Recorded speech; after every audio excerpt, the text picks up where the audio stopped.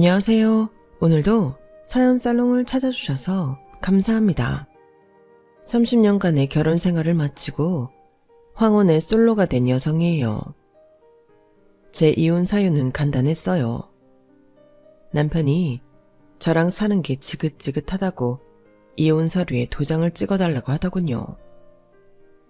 그런데요, 저라고 한 남자랑 그 긴 세월을 한 입을 덮고 살면서 실증이 안 났겠어요. 마음속으로는 수십 번, 수백 번 이혼 소리가 나왔지만 부모님 때문에, 자식 때문에 꾹꾹 참고 버텨왔던 거죠. 말이 30년이지 생각해보면 다시 돌아오지 않을 금쪽 같은 시간들이잖아요. 그 꽃 같은 내 청춘을 이기적인 남편놈과 염치 없는 시댁 식구들 위해 쓴 것도 억울한데 누가 누구한테 이혼 소리를 꺼내요. 아주 간이 배 밖으로 나온 거죠.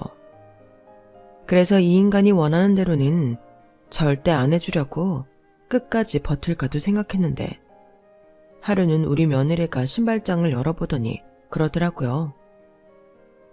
어머님, 마음에 안 드는 구두는 평생 가도 안 신어요. 신발장만 차지할 뿐이죠. 그땐 버리는 게 상책이에요. 살 때 들인 돈 아깝다고 생각해봐야 소용없다니까요. 차라리 버리고 그 자리에 새 구두 사서 놓으세요. 어머님 마음에 쏙 드는 예쁜 구두로요. 며느리 입에서 나온 그 말에 무릎을 쳤어요. 그래, 어차피 마음 뜬 영감탱이 붙잡고 살아봐야 어디다 쓸 데도 없는데 뭐하러 볼 때마다 한숨 쉬고 사나 싶더라고요. 이참에 싹 내다 버리고 새 인생 살자고 생각했죠. 그래서 이혼 서류에 도장을 찍어주기로 했어요. 그런데 이놈의 인간이 끝까지 지저분하게 나오지 뭐예요. 얼마나 열받던지 없던 정도 다 떨어지더라고요. 오죽하면 이 나이에 제가 이렇게 사연을 다 보내겠어요. 아주 공개적으로 개망신을 주고 싶다니까요.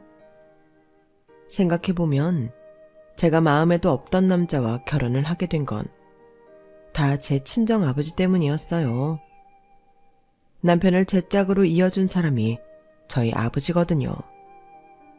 아버지가 원했던 제 짝의 조건은 돈도 아니고 직업도 아닌 건강이었어요. 오래도록 제 곁을 지켜줄 수 있는 사람을 원하셨거든요. 거기에는 그럴 만한 이유가 있었어요. 저희 부모님은 자식 없이 사시다가 40이 넘어서야 저를 얻으셨거든요. 친정어머니가 저를 가지셨을 때 나이가 40이셨어요. 아버지는 46이었고요. 아내의 임신 소식을 듣고 아버지는 무척 기뻐하셨지만 한편으로는 걱정이 되셨대요. 아무래도 두 분 나이 때문이었죠. 제가 20살이 될 때면 저희 부모님은 두 분 모두 환갑을 넘긴 나이가 되실 테니까요. 그때 친정어머니가 그러셨대요. 나오는 데 순서 있어도 가는 데는 순서 없다잖아요. 젊은 부모라고 자식 곁에 오래 있어준다는 보장이 있나요? 우리가 운동 열심히 하고 몸에 좋은 것도 많이 먹으면서 우리 아이 옆에서 오래오래 살아주면 되지 않겠어요? 정 그렇게 걱정이 되면 명이 긴 반려자로 짝지어주면 되죠. 뱃속에 아이가 사내라면 안사람 보살핌 받으며 살면 되고 계집애면 남편 그늘에서 살면 되는 거니까요. 그러니 너무 걱정 말아요.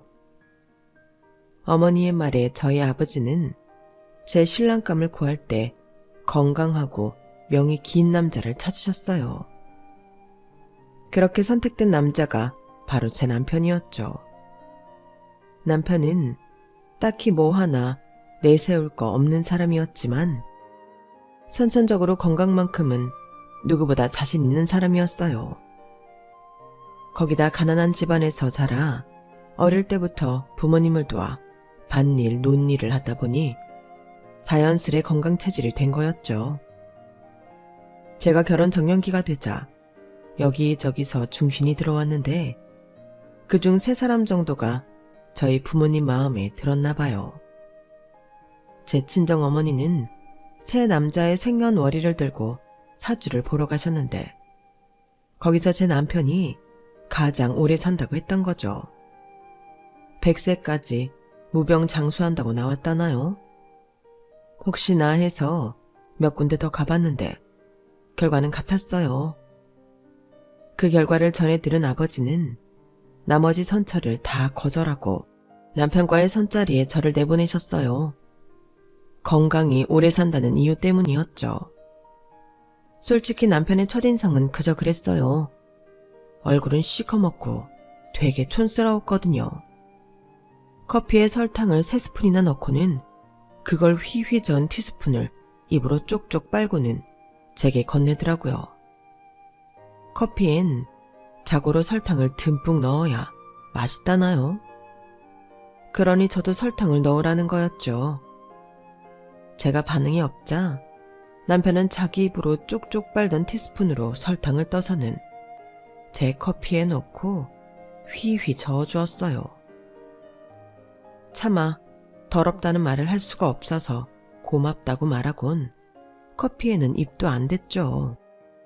그리고 내꽂은 커피잔만 쏘아보고 있었는데 앞에서 후루룩거리는 소리가 요란하게 나는 거예요.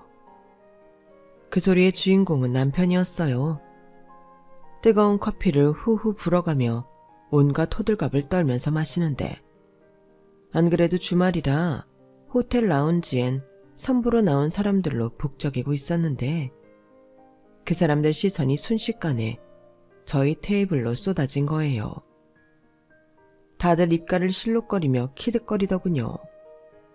그 바람에 저는 얼굴이 당근처럼 빨개졌는데 정작 그 사단을 일으킨 남편은 너무도 태어난 거예요. 캬, 커피 맛 좋다. 역시 서울은 뭐가 달라도 다르네요. 서울은 고등학생 때 수학여행으로 처음 와봤어요. 와, 그때 엄청 놀랐잖아요.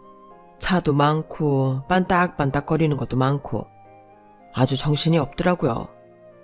이번이 2번째 서울여행이에요. 좋은 놈이 출세했지. 선 본다고 우리나라에서 제일로 좋은 호텔에도 와보고. 선희 씨는 서울 사람이라 이해가 안 되죠?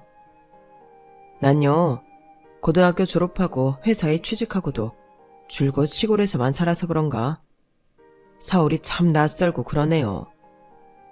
근데요, 아까부터 사람들이 우리를 쳐다보는 것 같은데 내가 촌놈인 걸 눈치채는 거 아닐까요? 비록 사람이 채신머리도 없고 매너라고는 눈곱만큼도 없는 사람이었지만 순박한 모습이 싫지만은 않았어요. 그날 선본 얘기를 집에 가서 했더니 아버지가 그러시더라고요. 됐어. 그만하면 사윗감으로 충분해. 뺀질뺀질한 것들보다는 남자는 자고로 투박하고 뚝심 있는 놈이 진국인 거야. 그놈이 대학은 안 나왔어도 머리가 좋아서 박사장 회사에서 일 잘하는 걸로 유명한 모양이더라. 시골리기 전에 서울로 데려와서 내 밑에서 본격적으로 일 가르쳐야겠어. 아버지, 저 이렇게 시집가고 싶지 않아요. 아직 대학 졸업도 안 했고 결혼은 내 마음에 드는 남자랑 하고 싶다고요. 이 녀석이 또 그런다. 선이야, 우리가 살면 얼마나 살겠냐. 하나뿐인 딸내미 옆에 듬직한 사위 만들어놔야 나도 네 엄마도 마음이 편하지 않겠어? 사내놈 다 거기서 거기다. 명 길고 건강한 놈이 최고야. 울어도 보고 단식도 해봤지만 이번만큼은 부모님이 마음을 바꾸지 않으셨어요. 그래서 대학교 3학년 가을 학기 때 결혼식을 올리고 말았죠. 원래 결혼식은 남편 고향에서 하기로 했었는데 식을 올릴 예식장도 마땅치 않았고 무엇보다 저희 쪽에 비해 시댁 쪽 가격이 얼마 안 돼서 그냥 서울에서 올리기로 했어요. 당연히 결혼식 비용과 시댁 하객들을 모시고 오는 차편, 식사비 등은 저희 쪽에서 지불했죠. 사실 남편은 맨몸으로 장가를 들었다고 해도 과언이 아닐 정도로 아무것도 해오지 않았어요. 하고 싶어도 할 형편이 안 되었거든요. 저희 아버지는 저희가 살 집도 마련해 주시고 남편이 출퇴근 때 타고 다닐 승용차도 새로 뽑아주셨어요. 거기다 결혼식을 올리기 전에 아빠 회사로 데려와 본격적으로 일을 가르치기 시작하셨죠. 비록 같은 집에서 살지는 않았지만 남편은 누가 봐도 대릴 사위였어요. 저희 집에서 이렇게 받기만 했으니 남편도 저희 집에 잘하는 건 당연했죠. 지금은 남이 되긴 했지만 솔직히 남편이 저희 부모님한테 잘하기는 했어요. 아들이 없어서 평생 목욕탕에 혼자 다니셨던 아버지는 사위 덕분에 모처럼 하늘 풀 수 있었어요. 야, 내가 자식 데리고 오는 사람들 부러워서 대중탕에 잘 안 다녔는데 이젠 나도 당당하게 대중 목욕탕을 가게 됐지 뭐냐? 든든한 사위가 옆에 있으니까 얼마나 좋은지 몰라. 장인어른도 참, 사위도 아들 자식인데 당연한 걸 가지고 뭘 그러세요. 앞으로도요, 장인어른 사우나 가실 때도 옆에 찰싹 붙어 다닐 테니까 언제든지 불러만 주세요. 넉살 좋은 남편은 연세 많으신 아빠 옆에서 입안에 혀처럼 달콤한 말을 쏟아내며 점수를 땄어요. 저희 어머니한테는 또 얼마나 잘했게요. 어머니가 차려주신 밥상은 밥을 한 톨 남기지 않고 싹싹 비워댔어요. 거기다 립서비스는 또 얼마나 좋은지 몰라요.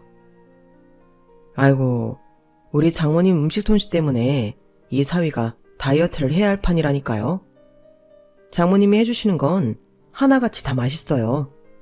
심지어 장모님이 따라주시는 물도 맛있다니까요. 어머어머, 장서방은 어쩜 이렇게 말도 예쁘게 하나 몰라. 맛있긴 뭐가 맛있다고.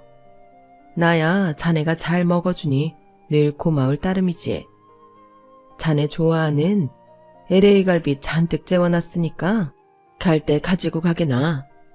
먹고 싶은 거 있으면 언제든 얘기하고.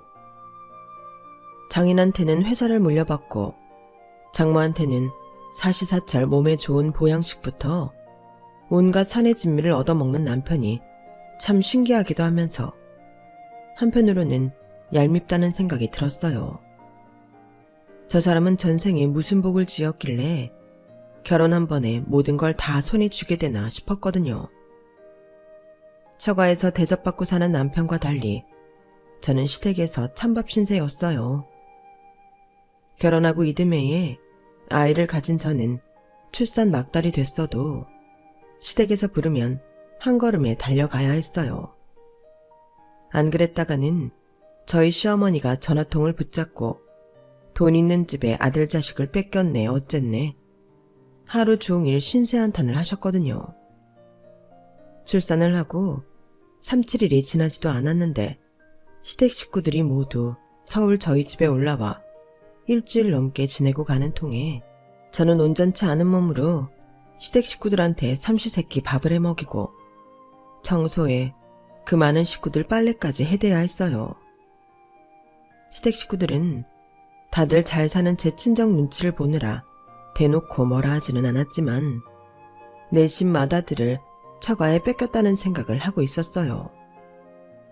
그래서 제가 조금만 서운하게 하면 돈 많다고 유세 떤다고 소곤소곤 했죠.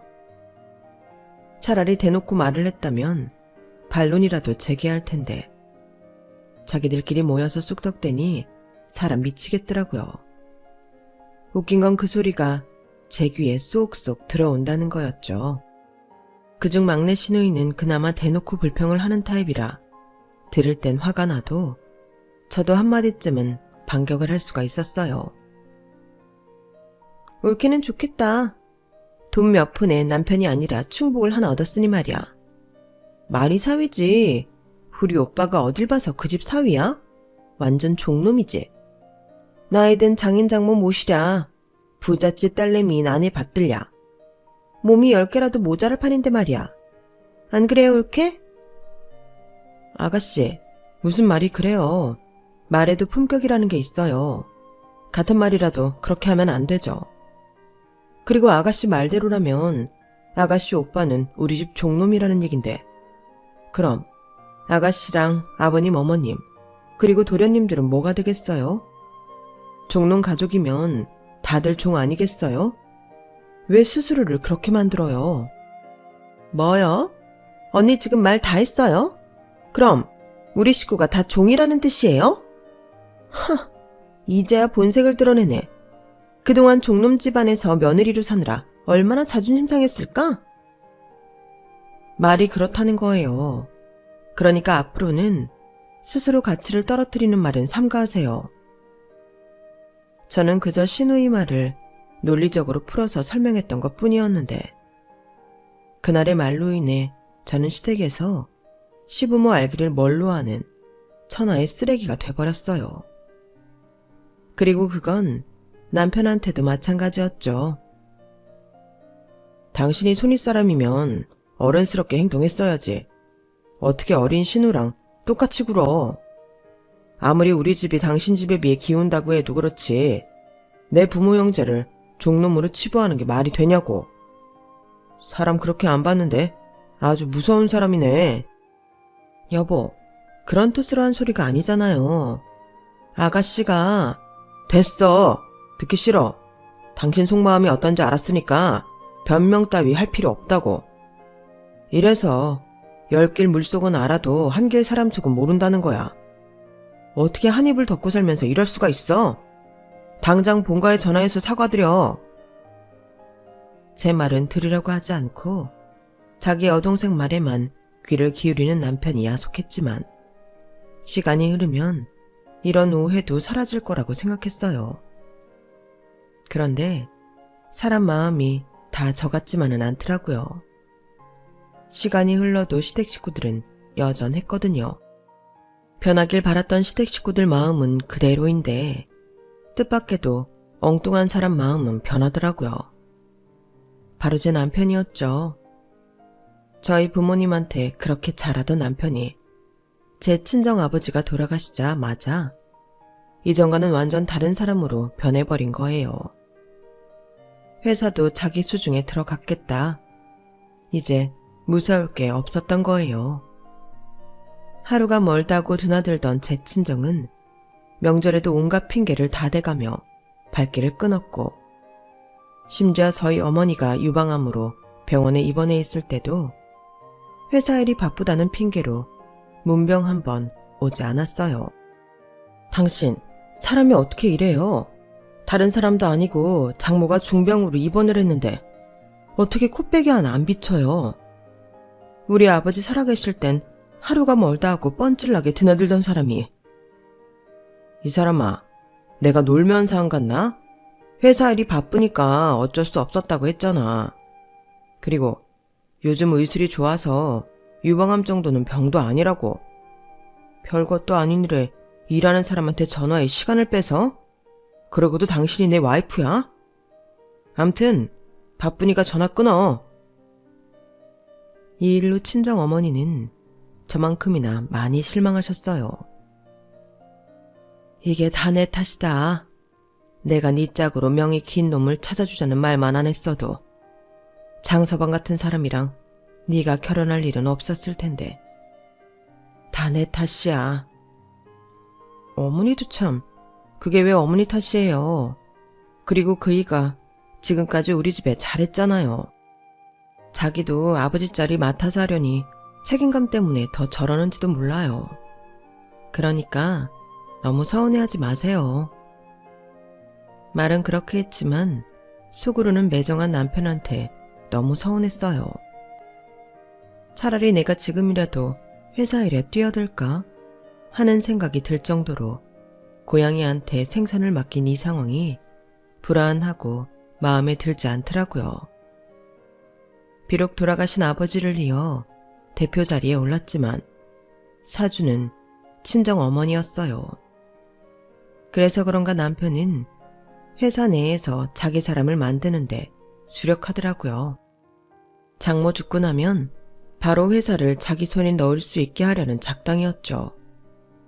친정어머니가 유방암으로 수술을 하셨을 때만 해도 사실 몇 년 못 사실 줄 알았어요. 연세도 있으셨고 3기 가까운 시기에 수술을 한 거라서 걱정이 많았거든요. 그런데 제 아들, 딸이 시집장가를 갈 때까지도 어머니는 정정하셨어요. 식이요법도 하고 요가도 시작하시면서 오히려 수술 전보다 더 건강해지셨죠. 아마도 미덥지 않은 사위 때문에 어머니가 더 기를 쓰고 오래오래 사시려고 노력하시는 게 아닌가 싶더라고요. 친정아버지가 돌아가신 이후 대표 자리에 앉은 남편이 제일 먼저 했던 일은 자기 형제들을 회사에 불러들이는 거였어요. 다들 학벌도 변변찮고 직장 생활이라고는 해본 적도 없는 사람들이었는데도 득채니 뭐니 말도 안 되는 방식으로 입사를 시킨 거죠. 중소기업이라고는 해도 이건 있을 수 없는 인사였죠. 그래서 회사 내부에서 반발도 있었는데 남편은 되려 반발하는 직원을 좌천시키거나 트집을 잡아서 회사에서 내쫓아버렸어요.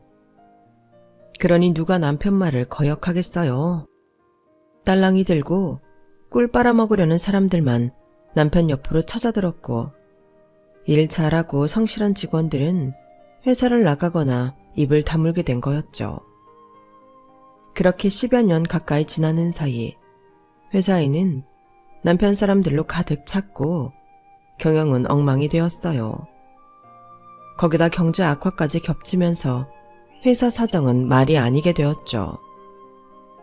남편은 매번 경제 상황 때문에 회사가 기울어진 거라고 말했지만 실상은 그게 아니라는 걸 알고 있었어요. 남편의 말도 안 되는 경영 방식에 참다 못한 아버지 신복들이 저를 찾아와 회사 돌아가는 얘기를 전해주었거든요. 이제 다들 연세도 드시고 회사를 그만두게 되었기 때문에 거칠 것 없이 다 털어놓을 수 있었던 거예요.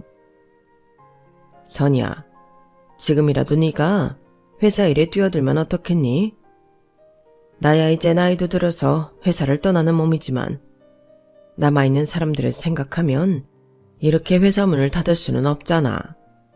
네 아버지가 어떻게 일군 회사인데. 아저씨도 참, 제가 회사 일을 어떻게 해요. 평생 집안 살림만 하던 사람이. 아버지가 널 왜 경영학과에 보내셨겠니? 네 아버지가 허허 실실하는 분 같아도 뼛속까지 사업가인 분이셨다. 당신이 청춘 바쳐서 만든 회사 사위선이 지어주고 가실 분이 아니라고. 아직은 회사에 내 사람들이 조금 있으니까 그 사람들 잘 추스려서 회사 좀 살려봐라. 나도 도울 일이 있다면 언제든 발벗고 달려올 테니까. 그때는 한 귀로 듣고 한 귀로 흘렸는데 얼마 지나지 않아 뜻하지 않게 결심을 하게 될 계기가 생겼어요. 하루는 손녀딸 하원을 시켜야 해서 애 유치원에 갔는데 남편한테 전화가 왔더라고요. 어디냐면서 당장 집으로 좀 오라더군요. 그래 손녀딸을 데리고 허겁지겁 집으로 왔더니 남편이 제 앞으로 서류 봉투를 툭 던지는 거예요. 이게 뭐예요? 묻지 말고 일단 열어봐. 보면 알 거 아냐. 퉁명스럽게 말하는 남편을 보니 좋은 내용이 담긴 건 아닌 것 같았어요. 아니나 다를까 어이없는 서류가 들어있더라고요. 내 건 다 썼으니까 당신 것만 써서 나한테 줘. 접수는 내가 직접 할게. 남편이 건넨 건 다름 아닌 이혼 서류였어요. 뜬금없이 이제 와서 이혼을 하자고요? 뜬금없긴. 난 아주 오래전부터 생각했던 거야. 이젠 당신이란 사람이랑 사는 게 아주 지긋지긋하거든. 말이 났으니 말인데 우리가 각방 쓰고 산 지 한참 됐잖아. 애들 시집장가 보낸 후로는 당신은 장모님 댁에서 살다시피 했으니 별거라면 별거라고도 할 수 있을 거고. 무엇보다 내가 더 나이 들기 전에 내 인생 제대로 살아보고 싶어졌어. 마음도 떠났고 몸도 떠났는데 부부로 살 필요가 뭐 있어. 같이 사는 동안 당신이 돈 한 푼 벌어온 적 없었지만 그래도 인정상 재산의 반은 위자료를 줄 테니까 군소리 말고 깔끔하게 헤어지자고. 남편은 마치 선심이라도 쓰듯 재산의 반을 주겠다고 하더군요. 그런데 이건 계산이 좀 잘못된 거잖아요. 애초에 그 재산은 제 부모님 거였으니까요. 결혼할 때 몸만 딸랑 들고 와서는 내 부모가 남긴 재산의 반을 먹겠다고요. 거기다 회사의 지 동생들 자리까지 억지로 만들어서 이날 이때까지 월급을 줬으면서요. 말도 안 되죠. 그래서 일단 생각할 시간을 달라고 했어요. 남편은 그럼 생각할 동안 친정에 가서 지내라고 하더군요. 그렇게 집을 나와 친정으로 온 저는 아흔이 넘으신 어머니 앞에서 차마 이혼 얘기를 꺼내기가 힘들었어요.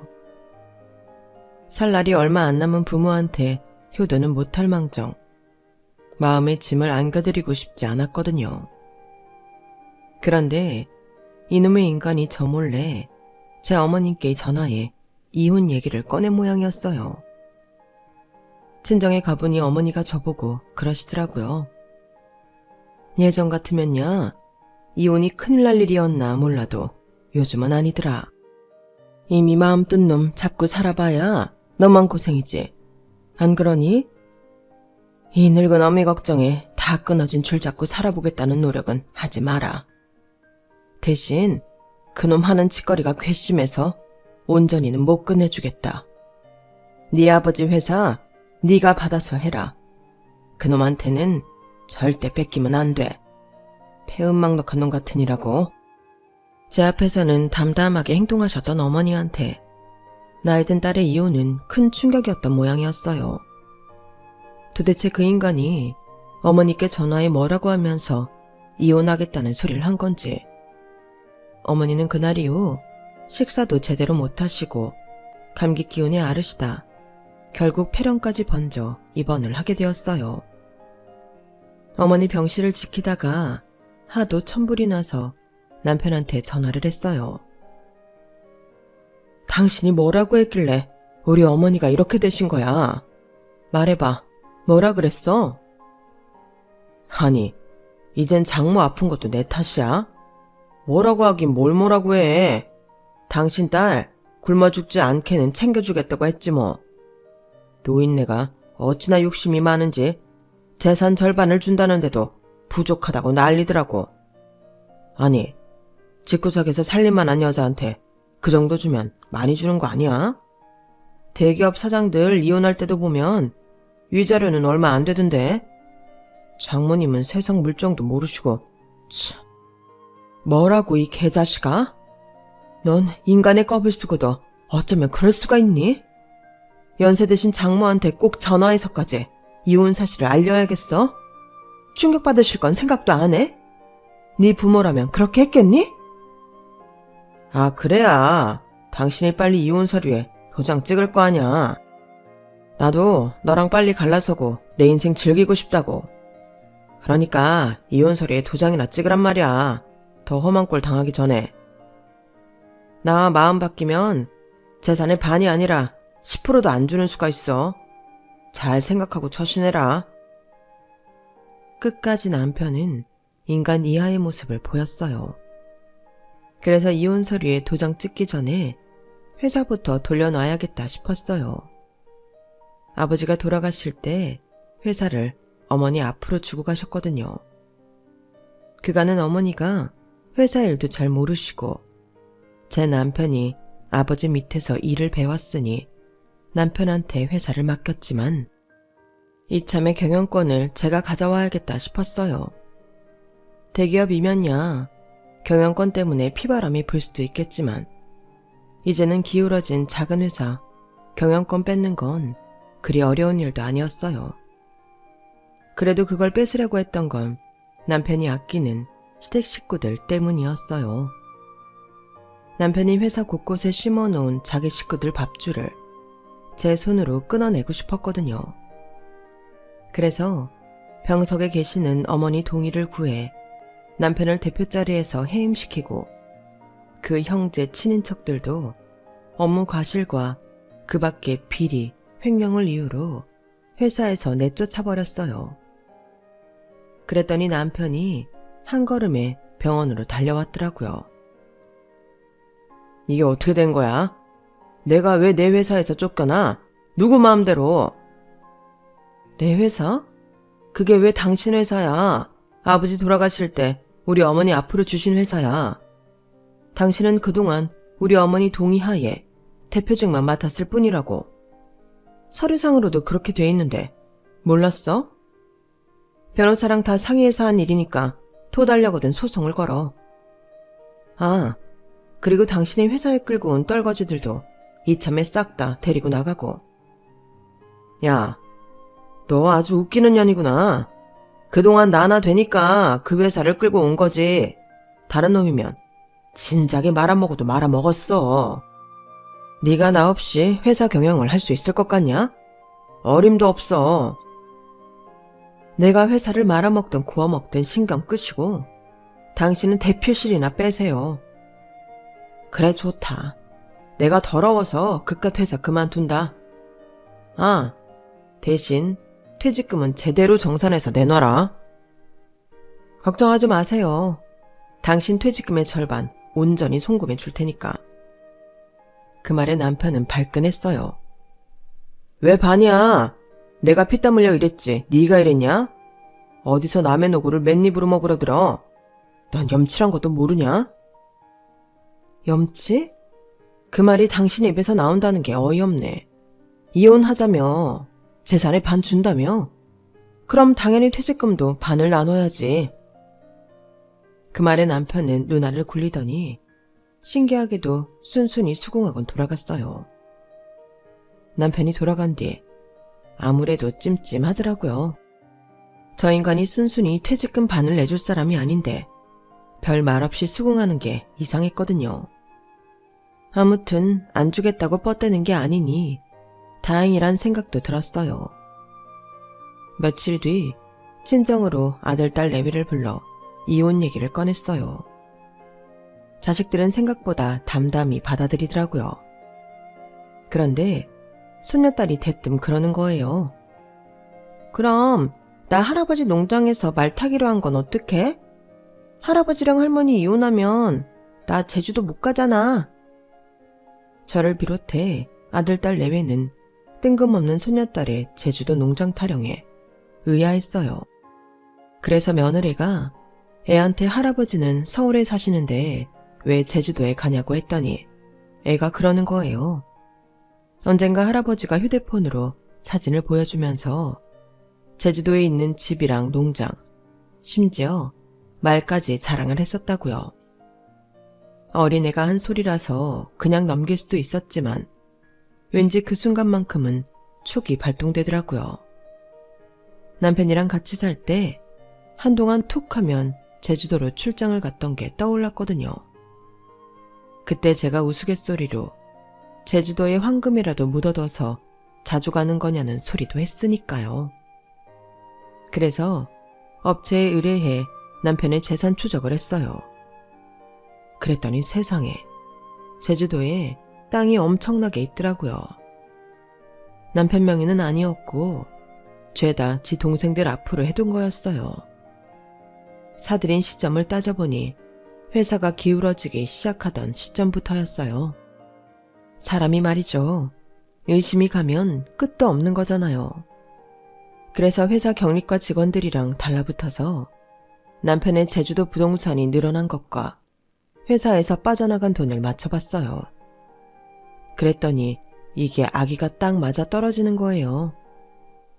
그동안 경리과에 지 형제들을 앉혀놓더니 이런 작당을 했던 거였죠. 이렇게 재산을 숨겨놨으니 헛개비 같은 회사도 쉽게 내놓고 퇴직금도 절반이나 내놓겠다고 했던 거였어요. 쥐새끼 한 마리가 남의 집 겉간에 들어와 쌀가마를 옮겨놓을 줄 누가 알았겠어요. 그래서 이혼 서류에 사인을 해주기에 앞서 그간 남편과 시동생, 시누이가 회사 돈을 횡령한 혐의도 고소부터 했어요. 이 멍청한 인간들이 회사 돈을 옮기면서도 하도 흔적을 많이 내놔서 증거를 찾는 건 쉬운 일이더라고요.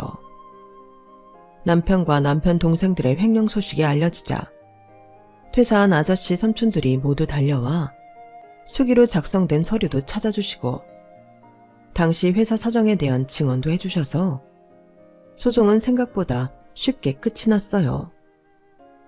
한몫 단단히 챙기고 이혼을 하려던 남편은 그동안 빼돌린 돈도 몽땅 회사에 토해내게 되었고 저와의 이혼으로 퇴직금도 절반을 내어주게 되었죠. 거기다 남편과 시누이 시동생은 공금횡령죄로 벌금형과 실형을 받게 되었고요. 그제야 남편은 눈물 콧물 빼가며 싹싹 빌더군요. 여보, 내가 그동안 당신 부모님한테 얼마나 잘했어? 그건 당신도 인정하잖아. 내가 비록 회사 돈에 손을 대긴 했지만 그동안 내가 회사 운영하면서 벌어준 돈에 비하면 아무것도 아니라고. 같이 산 시간을 생각해서라도 횡령죄만은 무마해주라. 나를 위해서 그래달라는 게 아니야. 애들을 생각해서 그래달라는 거야. 지 아빠가 횡령죄로 실형을 살면 애들이 지들 처가랑 시집에 어떻게 얼굴을 들고 살겠냐고. 애들 생각해서라도 제발 소송 좀 취하해줘.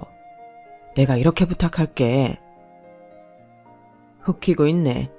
누가 누굴 걱정하니? 우리 애들? 너 같은 인간 아버지로도 생각 안 해. 너한테 가족은 네 부모랑 형제들 뿐이잖아. 우리 애들도 그거 다 알아. 자식들 생각을 했다면 네가 인생을 그따위로 살면 안 되지.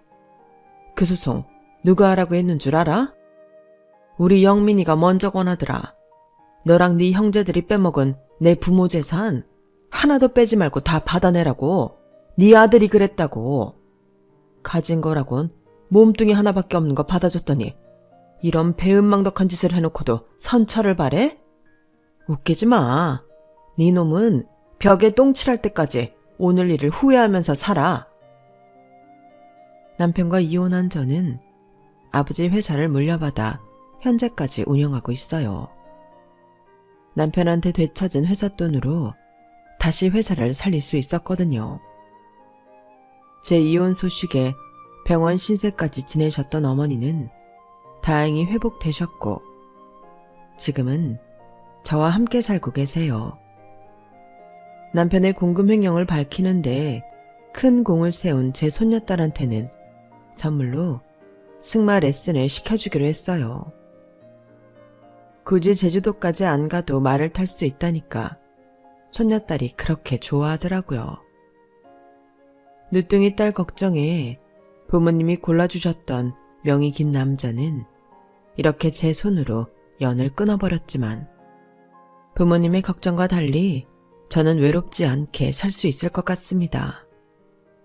앞으로 머리 터지게 회사 일에 매달려 살아야 해서 외로울 틈이 없을 것 같거든요. 진작에 명이 긴 남편이 아니라 제게 회사를 물려주셨으면 더 좋았을 걸 그랬어요. 앞으로는 아내가 아닌 엄마가 아닌 사업가로서 제2의 인생을 대차게 살아보려 합니다. 지금까지 제 사연을 들어주셔서 감사합니다. 건강이 최고죠. 항상 건강하시고 행복하세요. 여러분, 사연 댓글에 응원과 현명한 조언 부탁드려요. 좋아요와 구독은 저에게 큰 힘이 됩니다. 오늘도 좋은 일 가득하세요.